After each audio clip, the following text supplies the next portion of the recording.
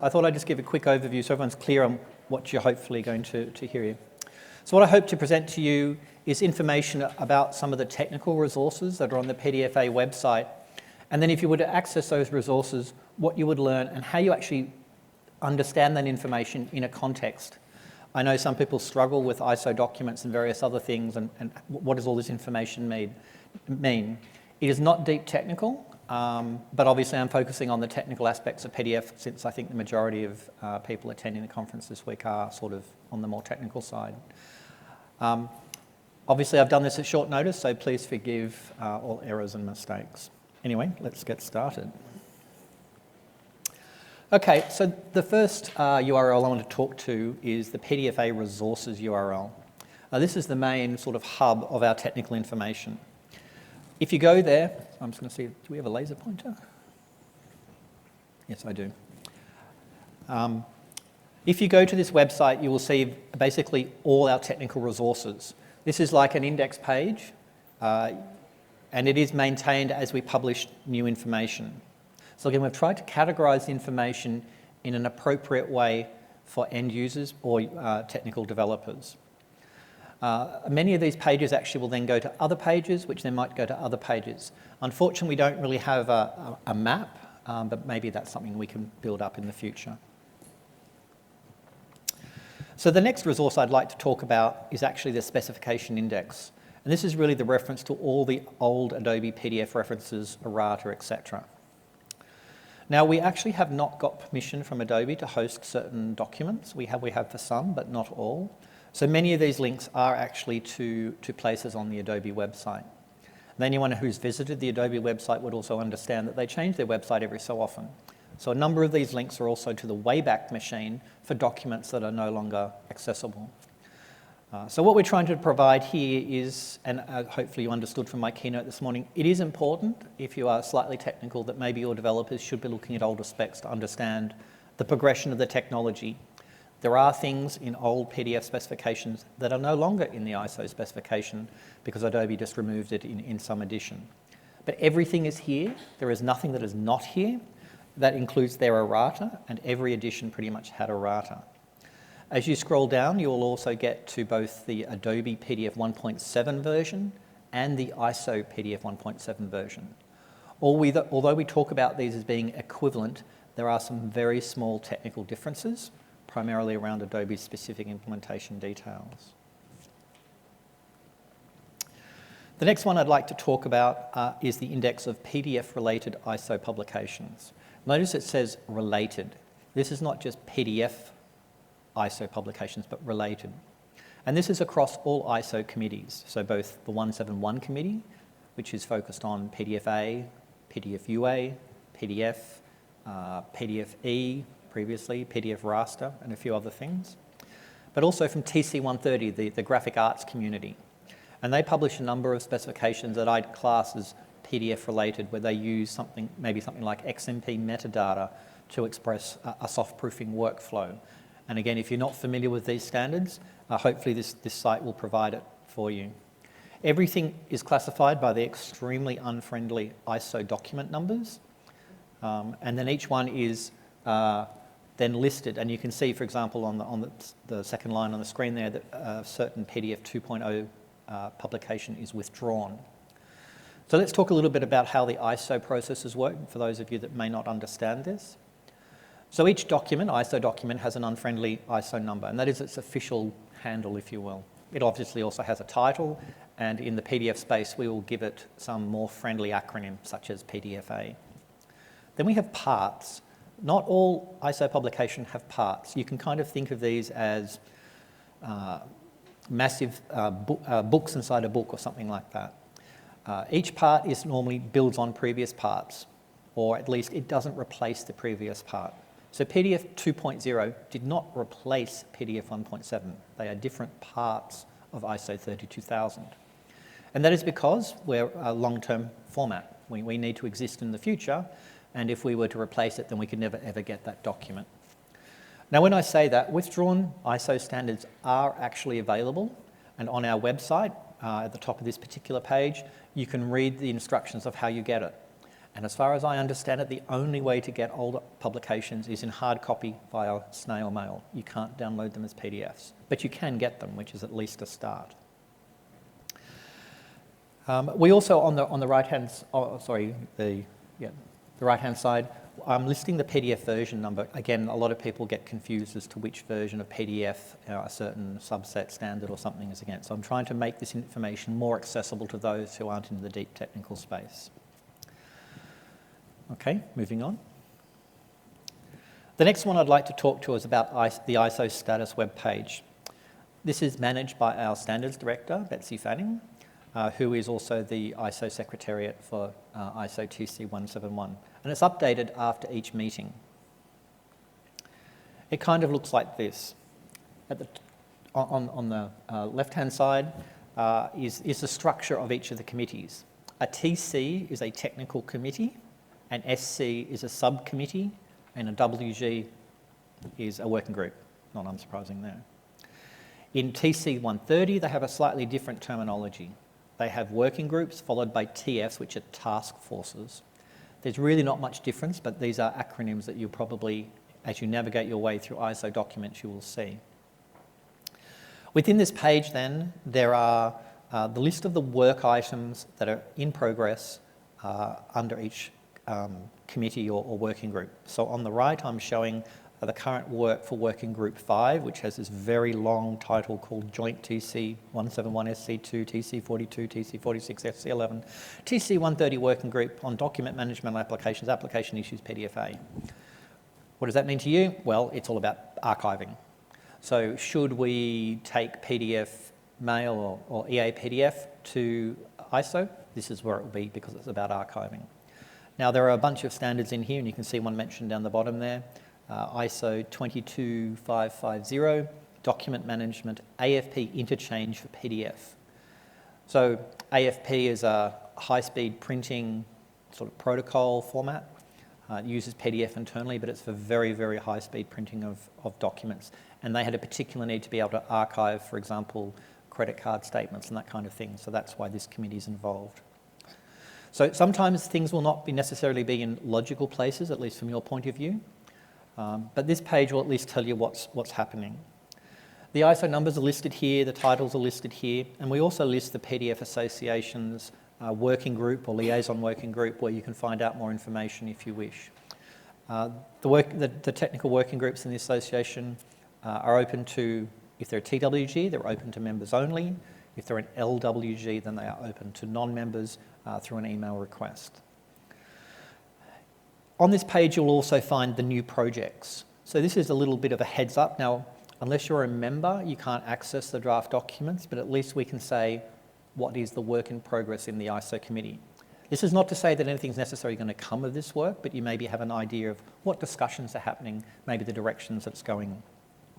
So, for example, in PDFA, the second bottom line there says document management, 2D image file formats. So this is about consideration in the archival community about how we email photos from modern phones that are not necessarily just JPEGs or something like that, so HEIC formats and various more advanced things. And we're also looking at different codecs. This work hasn't actually started, it doesn't have a red URL. So at the moment it's just, what if? Well, what should we do? You know, it's really a sort of a brainstorming consideration session. But again, if you remember, you can access the draft documents, you can see the discussions, and you can contribute to discussions if you have a strongly held opinion about anything. The bottom project, I actually don't know about this one. It's a new one that will be discussed very soon. It's called Text Document Long-Term Preservation. I do know it's coming from Korea, but I actually don't know anything about it. So again, as members of ISO, we also get to learn from different countries. Okay, so let's back up a little bit. I've shown you where you can get the old specifications. I've shown you where you can get more modern ISO specifications. But let's talk a little bit about before PDF and sort of why PDF is like it is.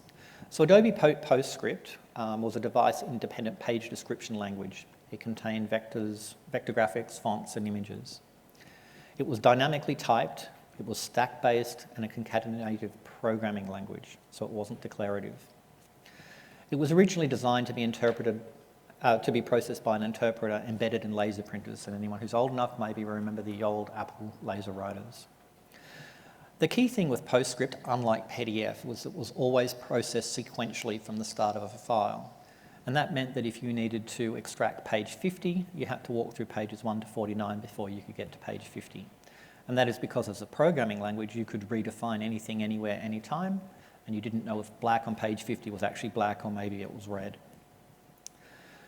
In terms of the environment in which PostScript operated, we obviously had the genuine Adobe PostScript, but there were a number of what we call clone PostScript interpreters, and maybe some of you know these or have these today in your Office devices. These mimicked the genuine Adobe PostScript implementation to the best of their ability. The best of their ability meant that it was highly complex test cases and large test suites, called Genoa, to achieve pixel-level accuracy, which was the end goal of PostScript after all. So why is this interesting? Well, as I mentioned in my keynote this morning, PDF does not have a reference implementation and does not have official test suites or compliance or conformance test suites. And that's really, I think, coming out of the history of PostScript when these things were very complicated and extremely expensive. So how did we get from PostScript to PDF? So Adobe's John Warnock described the Camelot project in the early 1990s. And really, this link, unfortunately, this deck is actually for an interactive session. But maybe if you look for the Camelot project on our website, you can actually download this document. It's like a short 3 or 4 page sort of white paper that he wrote, sort of criticising the issues with PostScript about performance and complexity and so forth. And he was really trying to overcome the PostScript limitations and the weaknesses at the time. It is actually an interesting read because you can read it today and you still see that what we are doing today in PDF is really supporting his vision. So we were moving now from PostScript to PDF. And PDF is a random access binary, object-oriented declarative page description language. So let's just break that down. It's random access. I can get to any page or any object very quickly, and that's one of the benefits. I open a PDF, I can jump to page 10 and there's no delay. It's binary. People often ask me, can I write a PDF file in a text editor? Yes, you can, but you really shouldn't, is my answer to that. PDF files contain byte offsets to precise locations, and if you open in a text editor and you potentially save it, then you could break those file offsets, and then after that point, what happens is really up to each individual implementation. It's object-oriented, and this is not necessarily a programming sense, it's more in an object sense. We have image objects, we have font objects, we have page objects, and you'll often hear these terms tossed around and written in the PDF specification. It's declarative. This means PDF is not a programming language per se. We state exactly what happens, and this is what makes it reproducible. It's just a statement of fact. Footnote, we actually do have JavaScript obviously in PDF, but that is actually a sort of an object itself. We have JavaScript objects, and those objects are the programming language, not PDF itself. And we're primarily a page description language. So what do I mean by that? So PDF is a typeset language. The authoring application, and often we talk about the author intent in PDF, but in reality it's usually the application I'm using, decides how things should best look. They decide where the word wrap happens. They decide the kerning between characters. They decide exactly the color space of an object or how things should be arranged on a page. And that is all fixed into our digital paper. And that's hence the term that you often see associated with digital paper. Of course, modern PDF is far more than just digital paper. It's no longer static. We have animations and interactive forms and spinning 3D content and so forth. But traditionally, people think of us as digital paper. So we're defining, what we're talking about here is defining graphical operations in a typeset, color accurate. So by color accurate, we mean that if I looked at on different devices and those devices know about color, then I will see exactly the same color. Transparent imaging model. What do I mean by transparency? I mean if two objects overlap, then you can have show through and you can see the underlying object. Now, to today's users, this probably doesn't seem revolutionary, but back in the early 2000s when most graphical systems were opaque, and if you put an object over something, you couldn't see something underneath, this is actually a great advance. Now, PDF also relies on what I call nested formats, or some people might call them embedded formats. We recall, we call on font formats. We use JPEG images as just a JPEG image straight into a PDF file. And we use lots of other technologies. So in a way, PDF is a container format as much as its own format. And in some cases, we actually talk about PDF as a container format. Obviously, there are use cases with things like PDF A3, where the whole point is to be able to embed arbitrary objects into PDF and then archive the PDF wrapper with the embedded object. PDF also has a big long timeline. You can see the rapid evolution of PDF from the beginning in sort of the early 1990s through to 2007 and 2008. Now you'll also notice that the very first ISO, the small blue text at the bottom there, started in 2001. And that's historically why we went to ISO. From my keynote this morning, you probably recognise that a number of us are feeling frustrated with the ISO standardisation model. But historically, the graphic arts community took some American standards to do with printing, known as CGATs, and they took them to the international community, primarily so printing your Coca-Cola packaging around the world would be consistent from country to country. And that was back in the early 2000s. So historically, what happened was that then evolved, and when we come to about 2000, I think it was January 2007 or something, when PDF 1.7 was passed across, Adobe had to choose what standardization body. And because there was a deal of expertise already in ISO, and we had some experience, it was decided to go with ISO. Of course, as I said, that's maybe something we regret a little bit nowadays, but at the time that was the correct decision. I'm also showing on here various other industry standards that build on PDF. Some of these are not widely known. For example, if there's anyone Austrian in the audience, there is a standard known as PDF-AS to do with digital signature appearance in Austria. There are also other printing-related formats that build and use and abuse PDF for their own purposes. There's one called, for example, PCLM by the Hewlett-Packard. But generally speaking, what's happened is PDF has become standardized in all respects. Yes, there are still companies doing proprietary extensions or their own private extensions that may be openly defined, but it's still generally what I would call an open standard.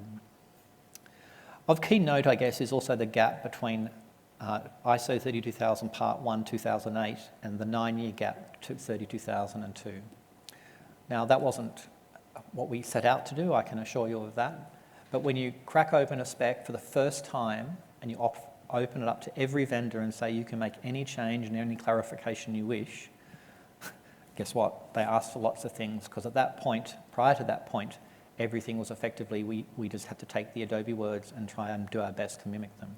And if you're involved in PDF at that point, it was an opportunity to get lots of your questions answered through wording changes in the spec. Okay, I'm not going to go through this. I mentioned some of these stats in my keynote this morning. You can read them for yourself, but you can get the timeline, the pages, and the sort of the factoids that I have here. A table in the PDF spec roughly equates to an object in PDF. So you can see the growth of PDF was quite rapid. When we get down to the bottom, you see we talk about shall statements and should statements, and I'll talk to those a little bit more. So those are our formal requirements that we have in PDF. Okay, so let's talk a little bit about that migration from moving from Adobe to ISO. So the Adobe proprietary, but freely available specifications were from PDF 1.0 to 1.7. They use a less formal language. If you see a shall in an Adobe spec, it's just because it's the most natural way to write the sentence. It doesn't necessarily mean it's a shall. In actual fact, I think there's very few shalls. They included EBNF, which is a formal sort of computer language syntax, up to PDF 1.2. And I'm not sure why they dropped it. It's a little bit unfortunate, I guess, that they did. But I guess as the spec grew, it cost them more to develop the spec and maintain it, and so it disappeared.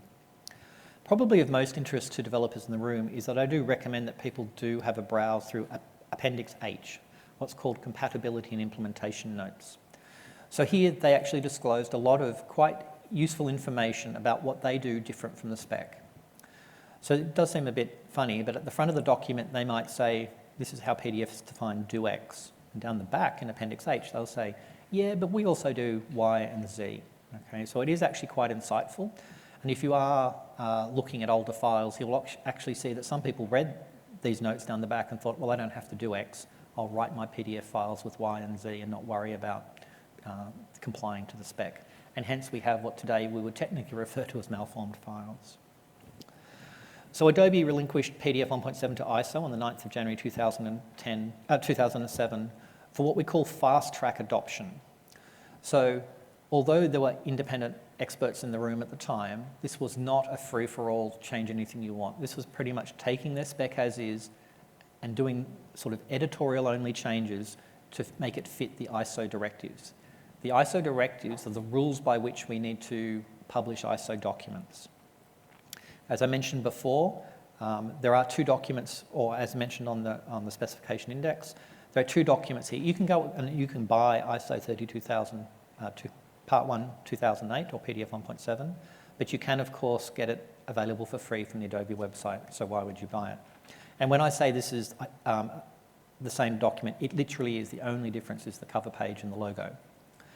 If you were to look for the Adobe PDF 1.7 reference, that is a subtly different document with some of their proprietary discussion stuff in there. If you go to this is the same PDF specification index I mentioned before. Okay, so let's think a little bit about this migration of how we got from Adobe to ISO and what changed. Well, some of the changes was the use of formal standard style language, the shalls and the shall nots, the shoulds and the shoulds. And many ambiguous terms were removed, or at least resolved, in this process. So words like may or might or can. If you're a developer, it's very hard to write deterministic code against those kind of statements because you're not quite sure if that's all the time, some of the time, or none of the time.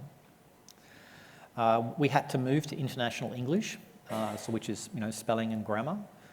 So hence in my ISO documents, you will see colour spelt with a U, and you'll also see it without the U. Technically speaking, it should always be with the U in descriptive text, and it's without the U when it's a piece of data like a key name or an object or something like that. We were forced to update and formalise all the references. ISO has very strict rules about if you mention something, you have to give a very explicit statement as to what you're referring to, and I'll talk about that in a minute. Now this meant, from my keynote this morning, there were only like 20 references in PDF 1.2 or so, and now in PDF 2.0 there are 79 references, so you can see the explosion of references. Now through the ISO processes also, ISO does not let us refer to anything that is obsoleted or withdrawn. Again, they have their very strict rules, and this has meant that we've had to, over time, change certain references to try and point to later versions of the documents. We've certainly done more cross-referencing within the text to try and help the reader. We did add some explicit description. So by the way, this is what's happening in ISO back in 2007, 2008. We did have some explicit description of some error and degenerate cases, and effectively these were sort of notes from Appendix H pulled forward into normative text. So where Adobe said they did something, the committee at the time felt, well, that's really part of the standard. That's what we want people to do. So it became, instead of the Adobe way, it became everybody's way. There was a requirement also for consistency on redundant information. So we tried to, when we used shall statements, we had to make sure everything was consistent. There were a number of features brought in from various standards that were at that time. And we also switched to use the use of terms such as PDF reader, PDF writer, and PDF processor terminology. Now, a reader is obviously something that reads a PDF. It doesn't have to be interactive. A printer is a reader as much as a viewer is, or some server-based software. A PDF writer, and a PDF writer doesn't have to be something that only writes PDF. It can read a PDF as well and write it. So if you like, it's a PDF modifier, but we don't use that term. We have PDF processor, and that's just the general term of any bit of software that does anything with PDF. So if you see the word PDF processor, it's actually a software requirement, not a file format requirement, and I'll talk about that in a bit more. And as I said, some Adobe implementation limitations were moved from the back of the book up to the front, so we all had a general understanding of where we should stand. Okay, now let's look at the whole ecosystem of how things work in PDF land. On the left, we have, I guess, the members of the PDF associations, whether you be a private commercial organisation, a not-for-profit, government or an NGO. Lots and lots of people use PDF all the time. And generally speaking, they come through the PDF Association for their own purposes. There are some groups that, for example, do their own thing and unfortunately don't talk to us. We are, I hope, in coming next year, I hope I'll spend a bit more time trying to do outreach to these organisations to at least update their guidance to their industry when it comes to PDFs so that they're all doing best practice. In the middle, we have the PDF Association, obviously, and you may know recently we absorbed the 3D PDF Consortium. As a result of that, we have the likes of Kenny here with us from Boeing, but we also created a few new discussion groups around 3D PDF in the engineering space primarily. So we have a liaison working group with end users, and we also have a technical working group for the more technical aspects of 3D PDF. Then there are other groups obviously playing in the PDF space. Some of you may know the Ghent working group. They're primarily focused supporting the professional print and graphic arts communities, but they have a number of really great assets. So to promote some of their work, for example, they have some really good educational materials for new people to PDF. So if you have a new developer, young new developer, then I would recommend you look at their what they call their student projects. And now they created these resources because a lot of people who use PDF in the printing industry are actually, they're printers, not PDF people, but they're still having to use printers. So there are things like, a 5-minute guide to transparency or an infographic poster on what overprinting is. So if these kind of things interest you, I suggest you go to the Ghent Work Group website and look up student projects. They really are quite good resources. Historically, we also had AIM. They were previously, prior to the 3D PDF Consortium, they held the Secretariat of TC 171 and focused on documents. And then obviously there are a number of other groups, here in Germany, Zugford, setting the financial e-invoicing kind of standards. A number of our members, I believe, are members of Zugford. On the international standards front, obviously we're ISO-centric, but that's not to say there's not a sort of collaboration and feed-in from things like ETSI, W3C and the IETF. In actual fact, some of the work we're doing at the moment through the PDF Association is to rewrite the official RFC, which defines the MIME type for PDF, so application/PDF. There's only one. There's no distinction when it comes to PDFA or UA or anything like that. It's just one. This document is an official RFC document, 8118, and currently we're rewriting it just to refresh it with the PDF2 technologies and also to update its security discussions.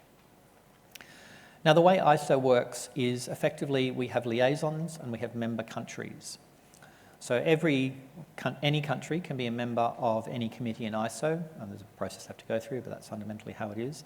And they choose to be either participating members or observing members. Either way, you get the documents, but you can tell from the title exactly how much interest they have in a topic. Now, each of those countries will have a national member body. We have DIN not very far away from here representing the Germans. The ANSI group represents the Americans, etc. So these countries, their responsibility is to get their national position sorted and then ballot. Every country gets one vote. Doesn't matter the size of your country. I come from Australia, a relatively small country, obviously with a relatively small PDF technical community, versus US. We all get one vote. So it's designed, and this is how ISO gains consensus. So the other thing that these national bodies can do is they can also adopt standards. Typically in the PDF space, you would do what's called a direct text adoption of a standard. If you need to legislate in some parliament thing about the use of PDFA for a reason, you could adopt ISO 19005 Part 4, for example, and make it BSI standard 19005 Part 4. And that's generally how it would work, and then their legislation could refer to that standard because it's effectively then becomes a copy of the standard but under that national, that nation's control, if you will. So hopefully that gives you an idea of how ISO standards can be adopted and how sort of the regulation side of things work. Okay, let's look a little bit. This is just a rough view of some of the standards and specifications that exist. At the bottom, we have the ISO 32000 family of the two parts, Part 1 and Part 2, and we obviously have the Adobe or legacy base versions of PDF. In this base technology area, we obviously also have ECMAScript for PDF, what you might refer to as JavaScript, but technically it's ECMAScript. We have the PDF associations, PDF declarations, and this is a way that you can extend XMP metadata to reference other non-PDF centric standards. And the classic use case is if you were PDF UA in accessibility space, you might want to say, yes, my document's PDF UA1 compliant, but it's also WCAG level AAA or something. And you can use PDF declarations to make that WCAG assertion. This way, we don't have to standardize every single possible other third-party standard. We can just have a framework in which these kind of things are stated. This morning, you will have heard me mention the ISO TSs, or technical specs. So officially, there are standards which are called IS, International Standard, and then we have TS. And TS documents are a little bit different, but they're still technical as far as you're concerned. The differences come to how often they get reviewed and how long they can last. An international standard can last forever. We have to review it every 5 years and do what's called a systematic review, and we confirm with ISO that the standard is still relevant and it should be just rolled over. Or you can say, hey, let's make an update. You know, it's either got mistakes in it or the industry wants it to move forward. I mentioned the RFC. We also have a separate ISO standard for XFDF. Now, this is the XML representation of the forms data fields that's defined in PDF. So the forms data fields is when you fill in like an interactive form or do a comment using annotations in PDF, you can save that out to a file format. And in many products, you have a choice between saving it in FDF form or the XML equivalent, which is XFDF, but it's a separate ISO standard. There's a bunch of other standards, and the other one that I should mention, because it's under our control in 171, is the PRC format, which is a 3D visualization format. But anyway, this is the base technology. On top of this, we build sort of, I guess, silos or pylons for each of the different industries. On the left, we have the graphic arts and commercial print area. So we have obviously PDFX being the big standard there. And on top of that is PDF VT for transactional printing. So this is for high speed, like sort of credit card statements or utility bills, that kind of thing. So very big documents where maybe every second page is completely different with your name and address on it. So you can't just go give me 100,000 copies of this one page. It's 100,000 unique different images.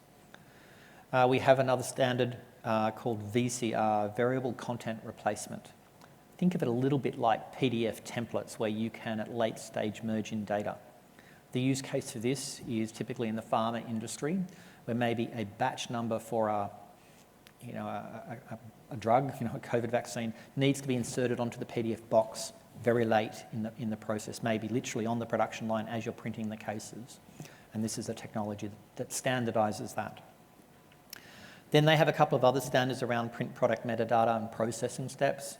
You might appreciate that almost every box you see in the supermarket, every label you see in the supermarket is printed with PDF. And a lot of those things are not necessarily lovely square A4 pages. So some of these processing steps are to say, well, where do I cut, where do I fold, where do I put glue? And this is what we call processing steps, so you can sort of automate a production line of manufacturing packaging. And print product metadata is about descriptive data about what a final printed product might look like. So again, very specific to those markets. You wouldn't want to use them in your home office devices or home or office devices, but still very appropriate and builds on PDF. It uses optional content and various other ways, standardizing the name of layers and stuff like that. And then I mentioned GWG, the Ghent Working Group, providing additional support. They have recommendations about how you configure, for example, various graphic packages to produce the best PDFX file out the other end. In archival and preservation, we kind of have a number of groups here. The foundation, obviously, is PDFA. I'm sure you're all familiar with that. On top of that, we're working on PDF mail. If you attended the talk earlier today in this track, you'd know a little bit about that. Obviously, it's the archival of email. I mentioned PDFAS as an Austrian-specific standard. We also had PDFE, PDF for engineering. It predated the 3D support in PDFA. On top of that, there is a VDA standard for German automobile manufacturers and GeoPDF for geospatial. In e-finance, there's a whole bunch of things. Pretty much each country or each language has their own kind of standard, but again, they're all based on PDFA, typically PDFA 3. And so if you want to broaden your market reach, then maybe you should look up some of these standards. In terms of accessibility and reuse, PDF UA is our fundamental standard. On top of that, the PDF Association is working on what we call well-tagged PDF. So this is extending from just accessibility, but to true content reuse, content extraction, document reflow, all this kind of thing. And sort of related to that is we also have a deriving HTML from PDF. So if you're needing to look at how you best convert PDF to HTML, then this is the place to look. And there are some other industries. I sort of classified in the imaging and IoT space. We have PDFR or PDF raster, of which there is the association specification, the raster, and then the ISO equivalent PDFR. And I should actually point out, so this is a naming convention we have, and you can see it with PDF mail as well. If it is an uppercase character after the slash, then it's an ISO standard. If it's an industry standard worked for by the PDF Association, then we would use lowercase letters after the slash. So PDF raster and PDFR are the same things, it's just PDFR is the ISO standard. We have PDF mail, and should that become an ISO standard in the future, that will probably be PDFM. And in the healthcare industries, there's a bunch of other standards. At one point, AIM wrote some PDFH guidelines looking at DICOM imaging. It's a little bit old now. And there's a bunch of standards for ICH to do with best practice around workflows in the pharma industries. So hopefully this gives you a sort of a contextual picture of various standards and documents that you can go out and you can get and maybe either drive some new business or look at these. Okay, so I spoke a little bit about this in my keynote this morning about the ISO normative references rules. So this is really important. If you are reading an ISO standard, whether you be a developer or a product manager or somebody who has interest, is to understand what's meant. If you see a dated normative reference, meaning there is an explicit date in the mention of the file, then that is the reference, and it's only that reference. You can't take the earlier version, you cannot take the later version, you have to take that version and only that version. If, however, it's an undated normative reference, then the latest version can apply, including possibly a errata or any other changes. Now, we strategically do this in ISO if we know, for example, we've made a mistake in a spec and we want to change it, then we will purposely not put a date on a document because that way when we update it, it will instantly apply. And so with PDF2 and the PDF2 based subsets, we have done this. And why did we do that? Because we knew pretty much when we released PDF2 that there were mistakes in there that we just didn't have time to fix. So therefore, as we fix the errata in the association and take it through ISO, all those fixes will apply to the subsets. So does this mean that PDF is a moving target, or is it really just reflecting reality? Well, I assert that it's actually reflecting reality. We can't lock in Unicode. Unicode releases a new version every year with your new favourite emoticons and new characters from various Asian languages or Middle Eastern languages. We can't lock in Unicode. We can't lock in a number of other formats. So it's really trying to reflect and communicate to you as developers what the intention is about PDF. Now, there's also a website link here. You can see the URL. Now, this is exactly what's in the normative references. According to ISO rules, we can reproduce certain sections of the PDF spec without actually having to worry about copyright, and the normative references section is one of them. So what I've done on this page for you is I've additionally included URLs for every single reference, as well as allowing notes, because I'm not allowed to add them in the ISO document. Again, certain silly ISO rules. So if your developers are struggling about, did this change, then you can go to that page and you can say, we'll have noted that we changed this reference and provide a reason. And even with the errata process we're doing now, a couple of normative references have changed, so I do recommend that link to you. And in terms of ISO rules, bibliography is always just an FYI. It's just informative, it's just there as interest. They provide no changes to the PDF spec. So if you already know stuff, you don't have to read it, but if you want to learn, it's a great place to look. Maybe in the interest of time, I'll skip this. I think I mentioned this today in my keynote, about 1,000 references. Kenny's giving me the wind-up signal, so maybe can I go one more slide, Kenny? Yep. Okay. So we did have a quick look at some of the ISO activities. You can jump onto our website and you can see them. Maybe what's not shown is when the next meeting dates are. So the next meeting date for TC 130, or the print stuff, is October, and then we have a face-to-face meeting in November. Now, these committees work very closely together, but because of formal processes, there is an ordering about, TC 130 cannot make a decision about PDF 2.0, and the TC 171 cannot make a decision about PDFX. In this particular case, there is some communication happening regarding errata around PDFA and PDFX. So that'll be something that unfortunately is going to be pushed out to November, and then it will have to wait another sort of roughly 6 months before PDFX, before TC 130 can have a look at it. I do want to remind you that if you are a member, all draft documents are available to you, and they're a fantastic source of information. So please use them as that. It doesn't mean you have to be involved in ISO, but if you're looking for answers to technical questions, they can be a good source of information. Of course, if you want to submit comments, you can always do that through the association. Your name does not have to be associated with it. Your company name does not have to be associated with it. You're doing it we can do that through any means that makes you comfortable. So please reach out. And I've given the link there.